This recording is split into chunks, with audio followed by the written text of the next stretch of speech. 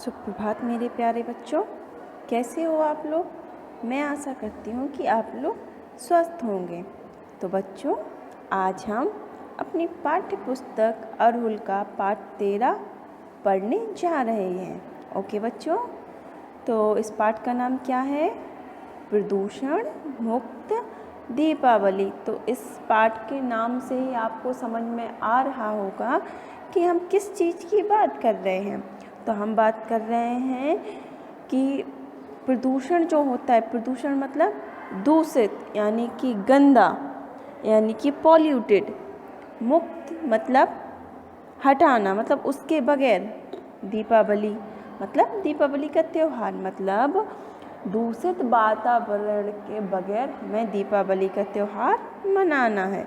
बच्चों, क्या होता है कि हम लोग खुशी के चक्कर में हम ये सोचते हैं कि हमें बहुत खुशी मिल रही है और हम क्या करते हैं, इतने ज़्यादा अनार पटाखे और बहुत सारे सामान ऐसे जलाते हैं, उनसे अपनी खुशी मनाते हैं। रॉकेट है, अनार है, फुलझड़ी है, पटाखे, इन सब से क्या होता है बच्चों, जो हमारा वातावरण है वो पॉल्यूटेड हो जाता है, वो गंदा हो जाता है। उसमें जो में हमारी कार्बन डाइऑक्साइड है वो बन जाता है, जो हमारी ऑक्सीजन होती है वो किस में बदल जाती है, कार्बन डाइऑक्साइड में।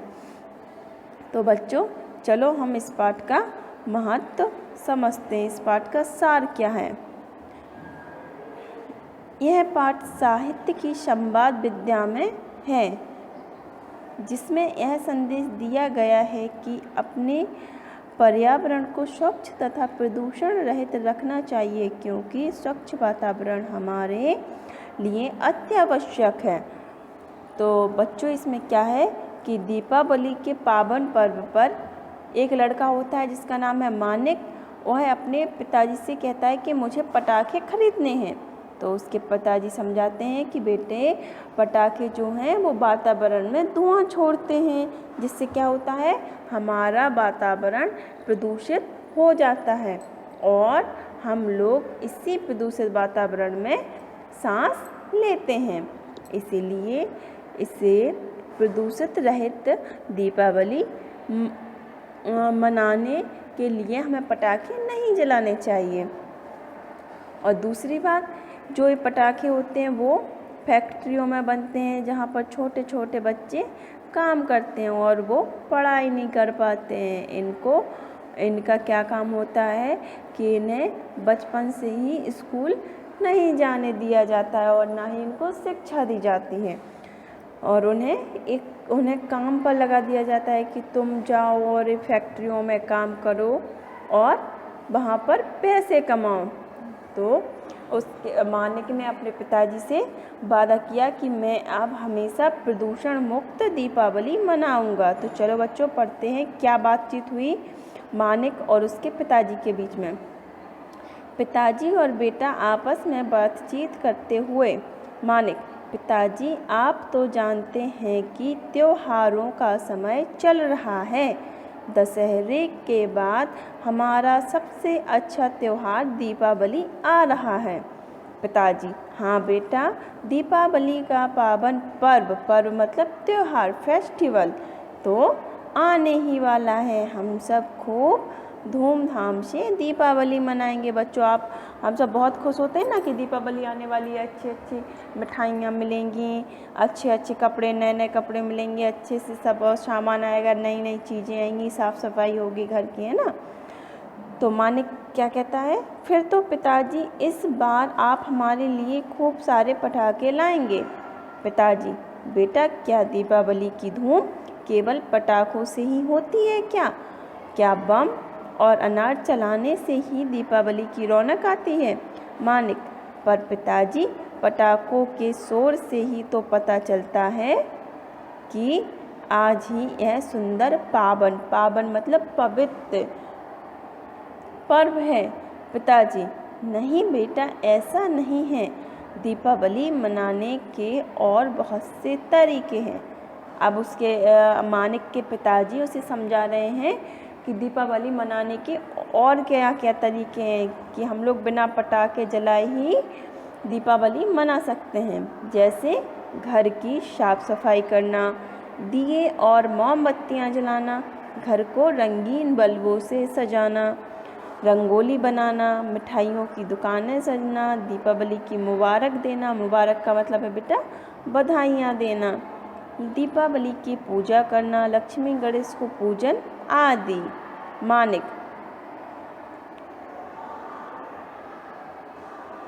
मानिक, पिताजी हम ये सब तो करते ही हैं, पर मेरी समझ में एक बात अभी तक यह नहीं आई कि हमें पटाखे क्यों नहीं चलाने चाहिए। तो पिताजी उसे समझाते हैं। मानिक ने, देखो बच्चों कितना अच्छा क्वेश्चन पूछा कि मुझे ये समझ में नहीं आ रहा है कि पटाखे क्यों नहीं चलाने चाहिए। आपने तो कह दिया कि पटाखे नहीं चलाओ, लेकिन क्यों नहीं चलाने चाहिए। तो पिताजी कहते हैं, हाँ बेटा, यह जानना बहुत ज़रूरी है। आज मैं तुम्हें पटाखों से होने वाले नुकसान के विषय में जानकारी देना चाहता हूँ, तो सुनो बेटा। तो पिताजी उसके बोले कि मैं अब तुम्हें बताऊंगा कि क्यों।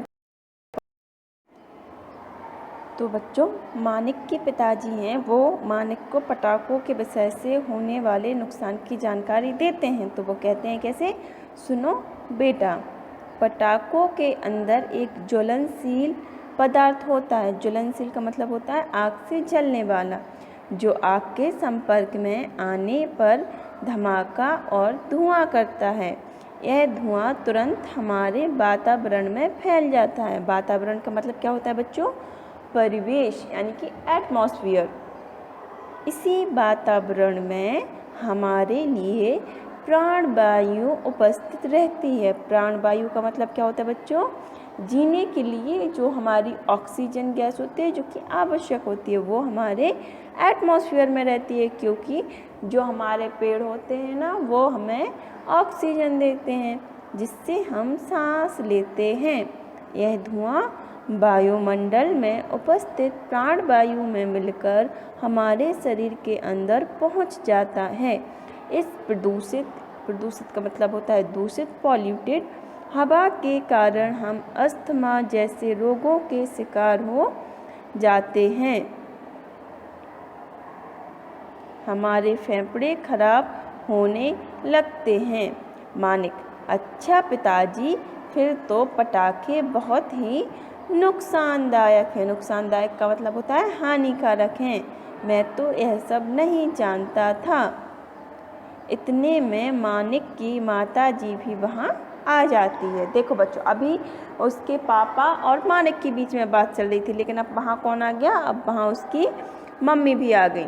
तो मानिक की मम्मी कहती है, मतलब माताजी, मानिक, क्या तुम्हें याद नहीं कि गत वर्ष पटाखे चलाने से पड़ोस की नेहा का हाथ जल गया था। तो मानिक की मम्मी मानिक को याद दिलाती हैं कि पिछली साल तुम्हें याद नहीं है कि तुम लोग वहाँ बाहर पटाखे जला रहे थे, तब तुम्हारे पड़ोस की जो नेहा है, उसका हाथ पटाखे से कैसे जल गया था।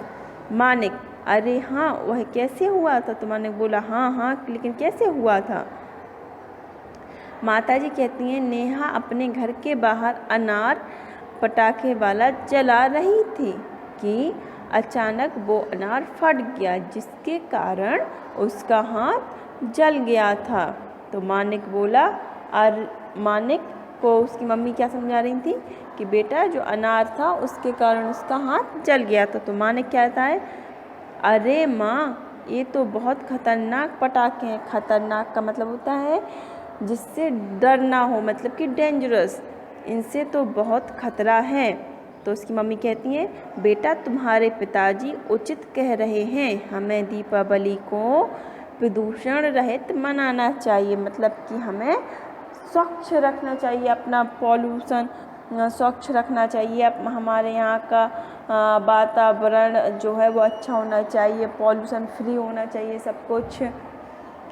तो बीच में पिताजी आकर पिताजी बोलते हैं, बेटा, एक बात और मैं तुम्हें समझाना चाहता हूँ। ये पटाखे बनाने वाले छोटे छोटे मासूम बच्चे होते हैं, जिनकी पढ़ने की उम्र होती है, मगर वे इस काम में लग जाते हैं और उनका बचपन बर्बाद हो जाता है।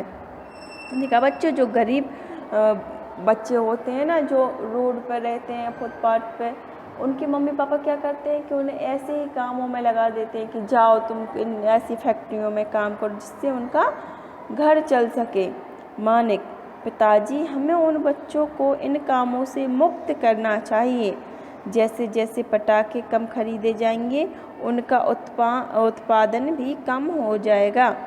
तब ये बच्चे इस घिनौने मतलब घृणायोग, मतलब कि हेटर्ड तथा खतरनाक काम से मुक्त हो जाएंगे। पिताजी: हाँ बेटा, कैलाश सत्यार्थी जैसे महापुरुष ने बचपन बचाओ आंदोलन चलाकर अनेक बच्चों को इन कारखानों से मुक्ति दिलाई है। हमें भी सत्यार्थी जी के समान सोच रखकर बच्चों के बचपन को बचाना चाहिए। तो मानिक कहता है, पिताजी, आपने मेरी आंखें खोल दी, मतलब कि आपने मुझे सचेत कर दिया, आपने मुझे बता दिया। अब मैं कभी पटाखे चलाने की जिद नहीं करूँगा, ना ही आपसे पटाखे लाने के लिए कहूँगा। हम भी प्रदूषण रहित दीपावली मनाएंगे। तो उसकी मम्मी क्या कहती हैं, शाबाश बेटा, यदि आज की युवा पीढ़ी इस राह पर चलेगी तो बहुत जल्दी ही हम प्रदूषण जैसी घातक बीमारी पर विजय पा लेंगे।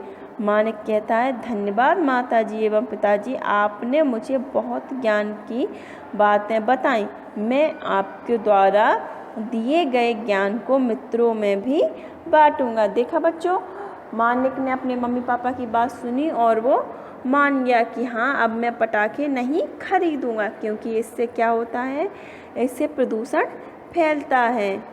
बच्चों, तो आप समझिए हमें प्रदूषण रहित दीपावली कैसे मनानी है। ओके बच्चों, अब आप वादा करो कि आने वाली दीपावली में, या जो हमारे, जब तक हम बड़े होंगे, जब तक हम ऐसी घातक चीज़ों से बचे रहेंगे जिससे आपको भी नुकसान है और हमारे वातावरण को भी नुकसान है।